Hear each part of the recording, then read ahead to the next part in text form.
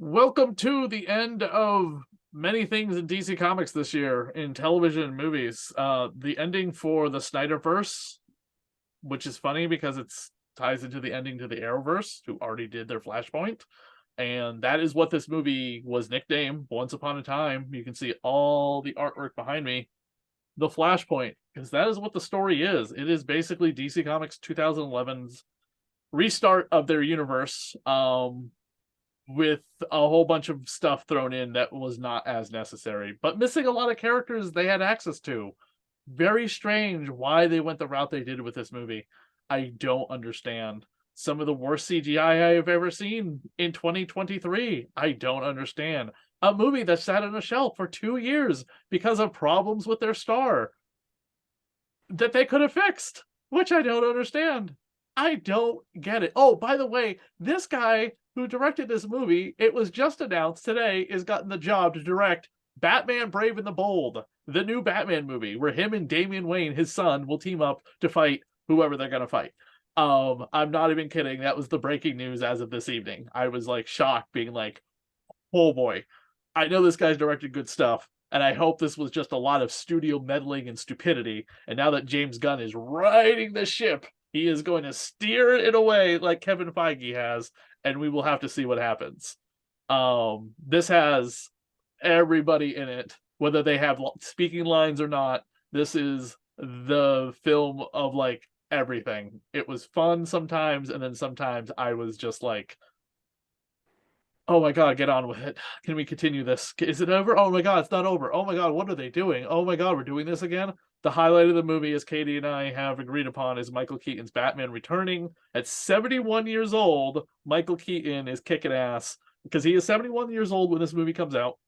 He filmed it when he was 68, roughly, 68 or 69.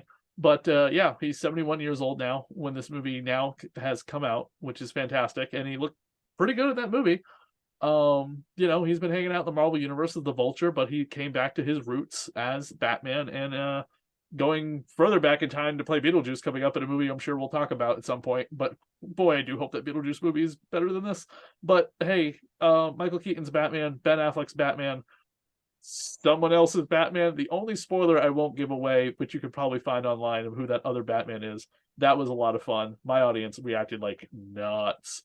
How did your audience react to some of those hit or miss cameos? I would say the last 15 minutes of the film, which I mean is the huge boiling point, like high point of the film. My crowd went crazy.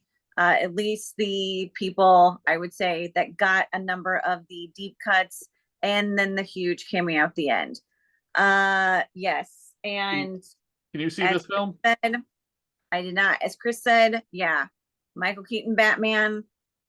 Uh, it was absolutely fantastic. I have to give it up for the production design, how they really replicated Wayne Manor like I was back there in 1989 and 1992. Like it was fantastic.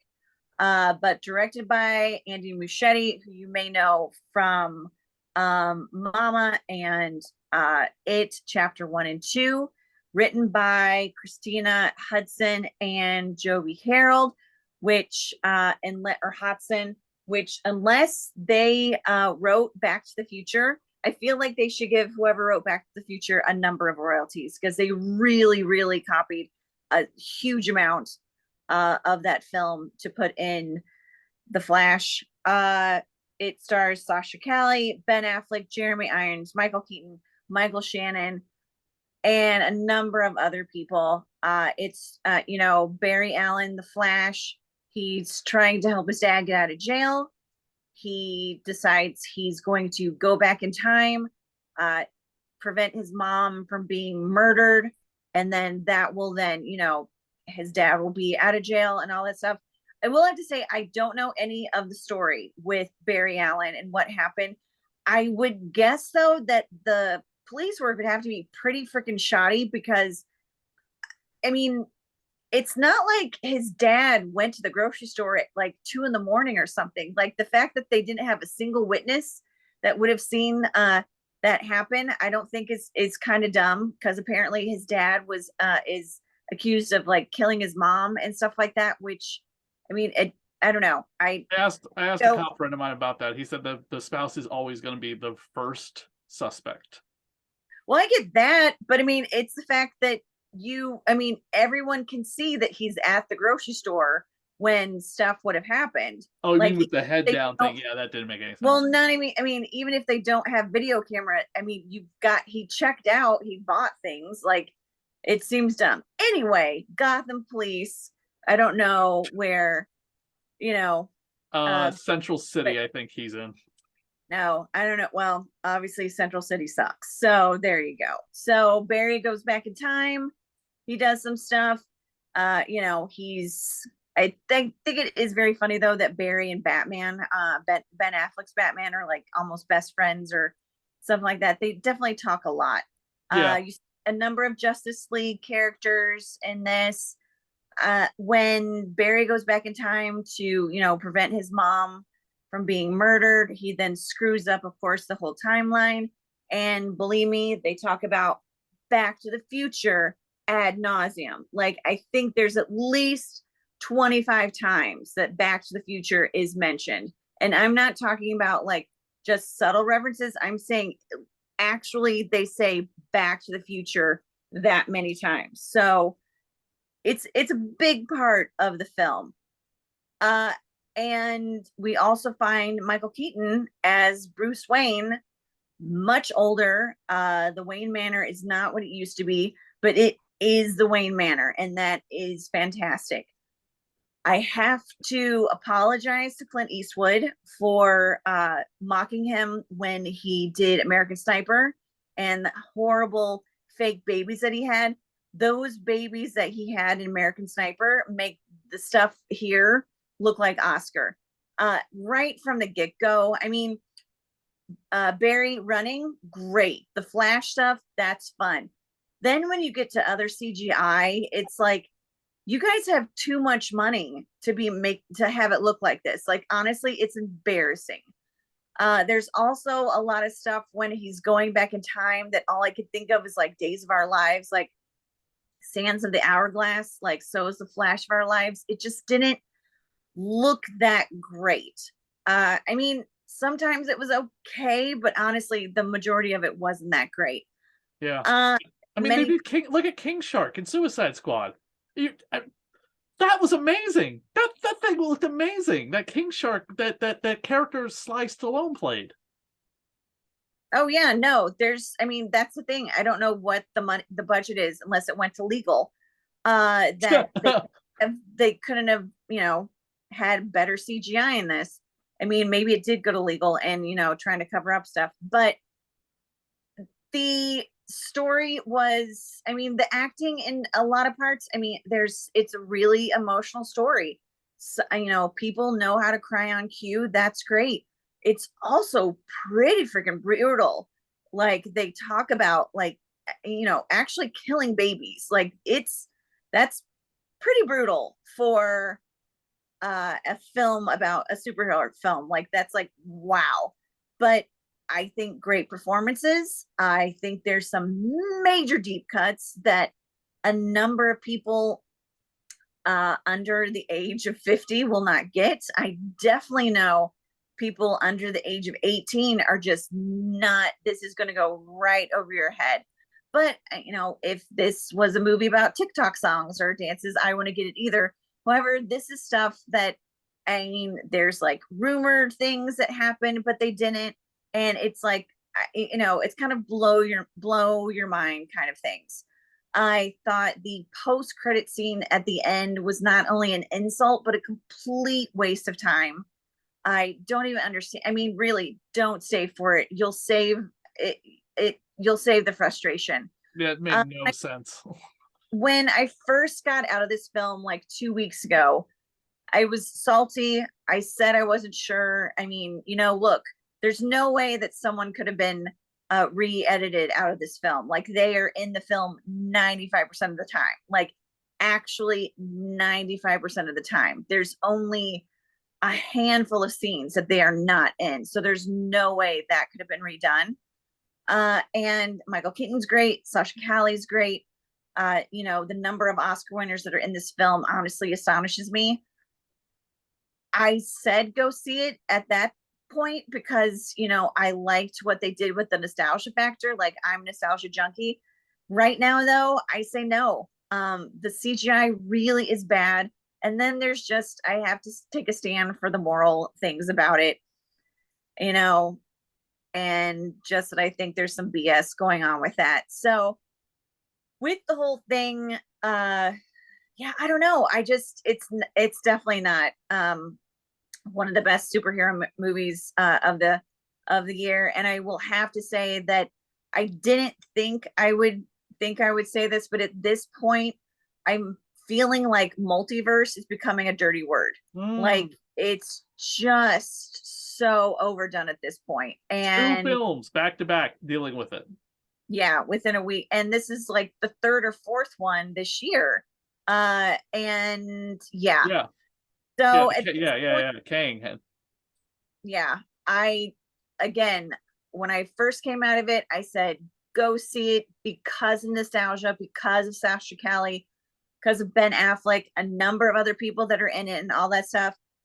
Right now, after I thought about it, you know, sitting on it, all that stuff, it's a no for me. I say skip it. If you got to go see it, you know, it's Father's Day weekend. We'll see how it does. It's also a long weekend for a lot of people because the new federal holiday goes into effect this Monday, Juneteenth Day. So this has a 3-day double back-to-back holiday, like back-to-back federal national holidays happening. So it will be interesting to see how it does. I don't think there's ever been 2 federal holidays back-to-back like this before. I keep holding this up as an indication of something that is in the movie, which, yes, has been spoiled, I think, but I thought it was a dirty internet rumor. Go find this. God rest the director's soul, John Schnepp, Metalocalypse from Cartoon Network creator. Go find that if you can. I don't know if that's still in print or not. I'm not 100% certain. Go look up a little 25-minute little thing Kevin Smith did at Clark University, right in my backyard of Worcester, where we record Radio of Horror, where he went into big details about a certain scene in this movie involving a giant mechanical spider. There's that goddamn mechanical spider. The best part of the movie for me, audience went nuts. I screamed out the name of the actor. Same. So much fun. But it still looked like crap. I'm sorry. Yeah. It did. I'm reading right now, and it's sitting next to me, and I'm in tears sometimes reading it, called Still Me by an actor in this movie. And he is paired with another actor that was supposed to happen in her film back in 1984, and we never got to see it happen because he was like, "Oh my god, this script is terrible. Get me out of this. I'm not doing any more of these superhero films." But we got it in the worst CGI possible, but hey, we got it. So it's like playing with my action figures, being like, "Look, we're finally gonna meet and have adventures." No, we just stand there and stare. I mean, God, you could have hired the guy's son to play him and put the motion capture on his face. I mean, I know he's a news anchor, not an actor, but you could have easily had that guy stand in for his dad for the 5 minutes to do better mocap than whatever the F that was. And that woman who plays you know who is still alive today. She could have easily mocapped the de-aging and technology that we have deep face cuts for. I would have preferred that than what we had, but we obviously didn't get that. We can't have nice things, but we got something. We got Michael Keaton as Batman. We got Ben Affleck as Batman. We've got another Batman. That was fun. Mm-hmm. I'm shocked by that. Jesus Christ. Didn't see that one coming. Talk about the guy who said he killed a franchise once upon a time too. His words, not mine. Look it up online, people. Very funny to hear him say that, considering that now that we've seen in this film. Easter eggs galore if you're a comic book fan. Again, I mentioned Flashpoint. Biggest thing I was disappointed was we never find out who killed Barry's mom. Exactly. It is the reverse Flash in the comic book, with some Kyle Reese going back in time to impregnate Sarah Connor style, time loopy, weird, wimey, timely Doctor Who nonsense. I don't understand why that plot point wasn't brought up, very interesting. I don't know if they were maybe saving that for another film. Why the Reverse Flash was not in this movie is baffling. The Flashpoint storyline also involves, and this might baffle Katie like crazy because I know she's not a big comic book fan, but I know she has seen or heard of this before. Oh yeah, Yes, this I know and why. this are tied together in a way you can't possibly imagine. Really? Yes, Dr. Manhattan is the reason why in the comics Flashpoint happened, because he wanted to test to find out, what if I made the universe like the Watchmen universe? Would the heroes still grow up to be the way they are? And then he sees a singularity. He goes, in 1938, a man lifts a car over his head and people come running away. This is the emergence of the Superman.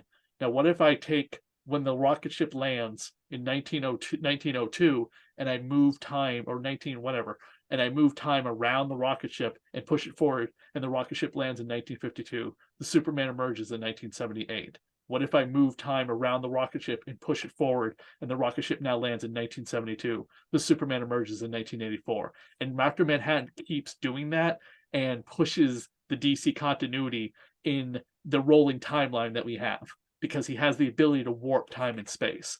And then he notices Barry Allen trying to do something. In the Flashpoint comic book, by the way, Barry does not go back in time to stop his mother's death. He wakes up in the Flashpoint universe, his mom's alive, and he's like, this is great, mom's alive. Why does this feel wrong, though? And that's when he realizes something is horribly wrong. And it's because the Reverse Flash tricked him into doing that. Much more Mm. complicated storylines being told in the comics than in this movie. I think there was a lot of stuff behind the scenes we will not learn about for quite some time, but James Gunn's going to start it fresh again, coming up with Blue Beetle, which he has announced saying is going to be the first of his new wave of films. So we'll see what happens. We're almost out of time on this call. Katie does not recommend this movie.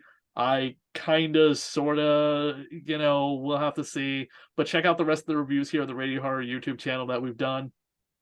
I will say, go see The Blackening and go see Elemental. Yes, the Blackening looks amazing. Yes, The Blackening is amazing and it is hilarious. I watched it on Wednesday.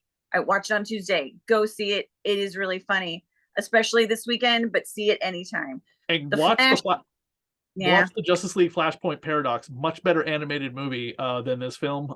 It also kicks off like 21 other DC films that are tied to it. And at the very end, Barry Allen has to go back in time and stop himself from doing what he did. And it becomes a giant time loop thing. It's a really complicated mess, but it's a hell of a lot of fun to watch. Check out the rest of the videos here. The Blonde in Front on Facebook and Radio Horror on Facebook, thatradiohorror@gmail.com. And we still have some Flash and Batman posters, swag, comic books to give away. No t-shirts or buttons, just basically geeky crap. Look me up on Radio Horror and find out how you can get some.